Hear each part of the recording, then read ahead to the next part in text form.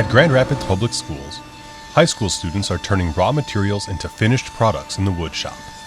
We try using every machine that's in here and every machine that a cabinet maker would make, trying to integrate the new with some of the old, so you're using those classic hands-on skills, but then we're also integrating some of the new technology that's being used in industry so we get the best of both worlds.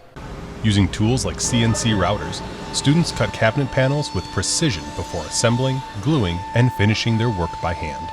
We start out with the basic machines from your jointer, your planer, then we move up to like a time saver, which is a digital machine, and then we use some of the sanders, which are located over here, and then finally we'll create some of that shaker style cabinetry on the CNC router over there. Working in small teams, they develop leadership, collaboration, and problem-solving skills, preparing them not just to build projects today, but to step confidently into careers where craftsmanship, technology, and teamwork all come together.